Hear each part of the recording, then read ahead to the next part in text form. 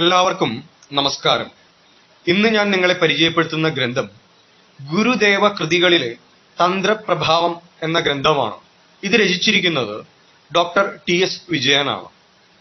മാധവജിയുടെ ശിഷ്യത്വം സ്വീകരിച്ചിട്ടുള്ള ഗുരുദേവ കൃതികളിൽ ആഴ്ന്നിറങ്ങി പഠനങ്ങൾ നടത്തിയിട്ടുള്ള ഗുരുദേവനെക്കുറിച്ചും ഗുരുദേവ കൃതികളെക്കുറിച്ചും അഗാധമായിട്ടുള്ള അതിഗഹനമായിട്ടുള്ള പാണ്ഡിത്യമുള്ള കാര്യമാത്ര വിജയൻ തന്ത്രികൾക്ക് ഇങ്ങനെയൊരു ഗ്രന്ഥം രചിക്കുവാൻ സാധിക്കും.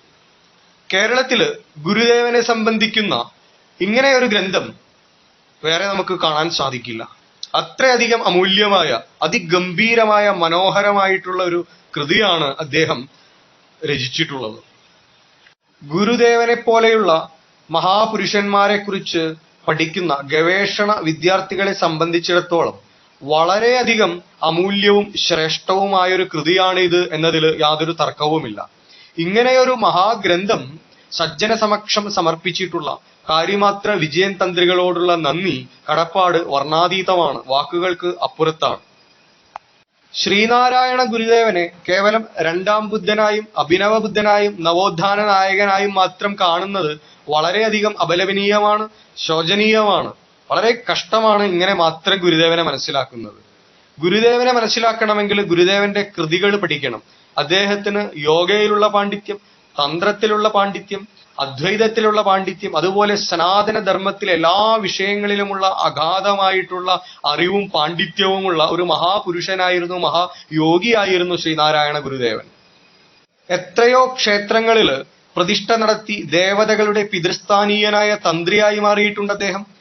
അദ്ദേഹത്തിന്റെ മഹാകൃതികള് കുണ്ടലിനി പാട്ട്, ആത്മോപദേശ ശതകം, അദ്വൈത ദീപിക, ദർശനമാല തുടങ്ങിയ അമൂല്യമായ കൃതികളിലൂടെ അദ്ദേഹത്തിന്റെ യോഗാദർശനത്തിലും സാങ്ക്യദർശനത്തിലും അദ്വൈത ദർശനത്തിലുമുള്ള അതിഗഹനമായ അറിവ്, പാണ്ഡിത്യം, ജ്ഞാനത്തെ വെളിപ്പെടുത്തുന്ന കൃതികളാണിവ. അങ്ങനെയുള്ള ഗുരുദേവനെ, താന്ത്രികനായ അദ്വൈതിയായ മഹാജ്ഞാനിയായ ഗുരുദേവനെ കേവലം നവോത്ഥാന നായകനും അഭിനവ ബുദ്ധനുമായി ചിത്രീകരിക്കുന്നത് ശരിയല്ല. എന്നാൽ എല്ലാവർക്കും അവരവരുടേതായ കാഴ്ചയിലൂടെ ഗുരുദേവനെയും ഗുരുദേവ കൃതികളെയും നോക്കിക്കാണാനുള്ള അവകാശമുണ്ട്. അത് സത്യമാണ്. അങ്ങനെ ഏത് വിധത്തിലാണെങ്കിലും ഗുരുദേവനെ കുറിച്ച് പഠിക്കാൻ ആഗ്രഹിക്കുന്ന, ഗുരുദേവ കൃതികളെ കുറിച്ച് മനസ്സിലാക്കാൻ ആഗ്രഹിക്കുന്ന ആളുകളെ സംബന്ധിച്ച് തീർച്ചയായും സഹായിക്കുന്ന ഉപകാരപ്രദമായ ഒരു ഗ്രന്ഥമാണ് ഗുരുദേവ കൃതികളിലെ തന്ത്രപ്രഭാവം എന്ന ഡോക്ടർ ടി.എസ്. വിജയൻ, കാര്യമാത്ര വിജയൻ തന്ത്രികൾ രചിച്ചിട്ടുള്ള ഈ ഒരു ഗ്രന്ഥം. കാര്യമാത്ര വിജയൻ തന്ത്രികളുടെ പ്രഭാഷണങ്ങള്, ക്ലാസുകള് ബാല്യത്തില് ഒരുപാട് തവണ കേൾക്കുവാനുള്ള ഭാഗ്യം സിദ്ധിച്ച ഒരാളാണ് ഞാൻ. അതാണ് എന്നില് ബ്രഹ്മജിജ്ഞാസ ഉണർത്തിയത്. ആ ബ്രഹ്മജിജ്ഞാസയാണ് ആധ്യാത്മിക കുതുകിയാകാനും ജിജ്ഞാസുവാകാനും എന്നെ പ്രേരിപ്പിച്ചത്. ആധ്യാത്മിക ഗ്രന്ഥങ്ങള്, സനാതനധർമ്മ ഗ്രന്ഥങ്ങള് പഠിക്കാനും അതിലൂടെ ആധ്യാത്മിക പാതയിലൂടെ സഞ്ചരിക്കാനും ബ്രഹ്മത്തിലേക്ക് കുതിക്കാനും എന്നെ പ്രേരിപ്പിച്ച മുഖ്യ ഘടകം അദ്ദേഹത്തിന്റെ വാക്കുകളും പ്രഭാഷണങ്ങളുമാണ്. അങ്ങനെയുള്ള വിജയേട്ടനെ കുറിച്ച് വർണ്ണിക്കുവാൻ ഞാൻ ആളല്ല, എനിക്കതിനുള്ള അറിവുമില്ല. ഈ ഗ്രന്ഥത്തെക്കുറിച്ച് പോലും വർണ്ണിക്കാൻ എനിക്ക് സാധിക്കുന്നില്ല. ഞാൻ നിങ്ങളെ ഈ ഒരു ഗ്രന്ഥം പരിചയപ്പെടുത്തുകയാണ്. നിങ്ങളത് വാങ്ങിക്കുക, വായിക്കുക. ഗുരുപദത്തില് ഈ ഒരു ഗ്രന്ഥം ലഭ്യമാണ്.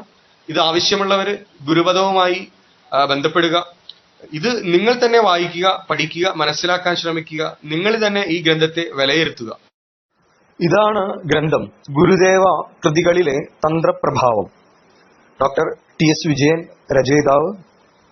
ഗുരുപദം പ്രസിദ്ധീകരണമാണ്.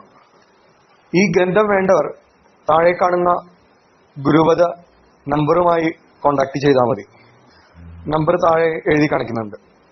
മനോഹരമായ കവർ ചട്ടയും അതുപോലെ വലിയ അക്ഷരങ്ങളോട് കൂടിയുള്ള ലിപിയും ലളിതമായി ഗ്രഹിക്കത്തക്ക വിധത്തിലുള്ള രചനയും ആകാരം കൊണ്ടും രചന കൊണ്ടും ഈയൊരു ജ്ഞാനത്തെ മനോഹരമായൊരു ഗ്രന്ഥരൂപത്തിലാക്കിയിരിക്കുന്നു. ജിജ്ഞാസുക്കളെ സംബന്ധിച്ച് ഇത് അറിവിന്റെ അമൃത കുംഭമാണ്, സംശയമില്ല. ഈ ഗ്രന്ഥാന്തർഗത രഹസ്യമായി മഹാത്മാക്കളെ രചിച്ചിട്ടുള്ള സമർപ്പണം, ആമുഖം, അവതാരികയെല്ലാം കാണാം. ഗ്രന്ഥനാമം സൂചിപ്പിക്കുന്ന പോലെ ശ്രീനാരായണ ഗുരുദേവ കൃതികളിലെ തന്ത്രപ്രഭാവം ശരിക്കും ഈ ഗ്രന്ഥത്തിൽ നമുക്ക് കാണാൻ സാധിക്കും. ഭാരതീയ തന്ത്രശാസ്ത്രത്തെക്കുറിച്ചുള്ള വിശദീകരണം, കേരളീയ തന്ത്രശാസ്ത്രത്തെക്കുറിച്ച് പറയുന്നു. ഗുരുദേവ കൃതികളിലെ തന്ത്രശാസ്ത്ര പ്രഭാവത്തെ ഗംഭീരമായി വർണ്ണിച്ചിരിക്കുന്നു. ഗുരുദേവ കൃതികളെക്കുറിച്ച് പറയുന്നു. ശൈവതന്ത്ര പ്രഭാവത്തെക്കുറിച്ചും വൈഷ്ണവതന്ത്ര പ്രഭാവത്തെക്കുറിച്ചും ശാക്തേയ തന്ത്രപ്രഭാവത്തെക്കുറിച്ചും വിശദമായി മനോഹരവും ലളിതവുമായി വർണ്ണിച്ചിരിക്കുന്നു. യുക്തായുക്ത സമീക്ഷ വിഷയ വിചാരം ചെയ്തുകൊണ്ട് ഈ ഗ്രന്ഥത്തെ ഉപസംഹരിക്കുകയും ചെയ്യുന്നു. എല്ലാ അർത്ഥത്തിലും ഒരു സമ്പൂർണ്ണ കൃതിയാണിത്. വാങ്ങിക്കുക, വായിക്കുക, ജ്ഞാനാമൃതം നുകരുക.